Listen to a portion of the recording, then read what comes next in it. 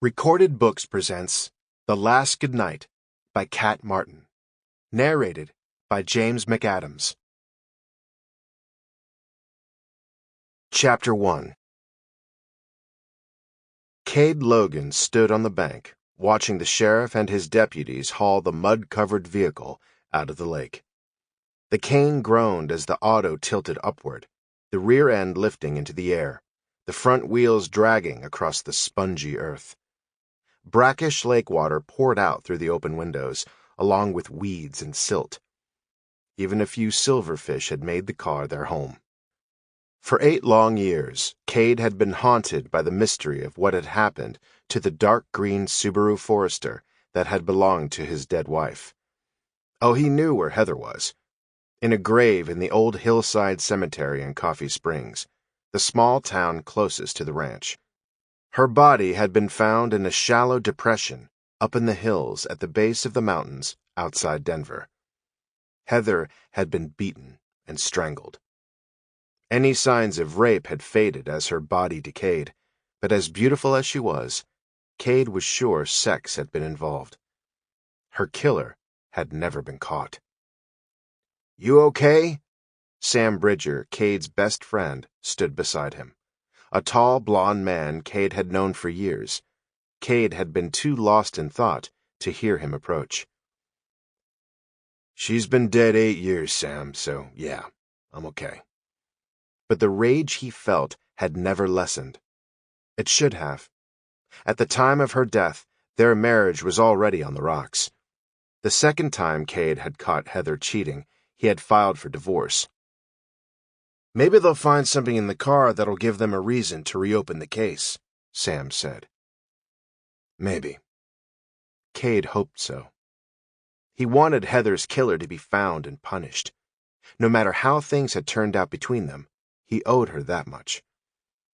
His gaze went back to the car being lifted onto the flatbed of a diesel truck with an Eagle County Sheriff's emblem on the side. The truck pulled away from the edge of the lake, tires churning through mud made worse by last night's rain. The motor groaned as the vehicle slogged along the little-used, rutted lane to the asphalt road leading toward Eagle, the county seat. The last time Kade had seen the dark green SUV was the night Heather had left him. That night she had packed her things, taken the car, and driven away without a backward glance. Kade had never seen her again. At the time, like half the residents of Coffee Springs, he'd believed Heather had run off with one of the men she'd met in the town's only saloon, or maybe a guy in Vail, the ski area frequented by the rich and famous only an hour's drive away, where Heather sometimes went to ski with her girlfriends. Kade had believed it too, for a while. Then, 2 years later, a couple of hikers had found a body in a shallow grave, the dirt washed away by a recent storm. The victim, a female, turned out to be Heather Logan, a shock that had sent Kade into a tailspin. By then, he'd accepted the likelihood that Heather had been a victim of foul play. She hadn't left with some big spender from Vail and simply started a new life, as she had threatened to do. She had been murdered. Since then, Kade had been tormented by guilt. He lived each day with a terrible sense of failure that he had let Heather down.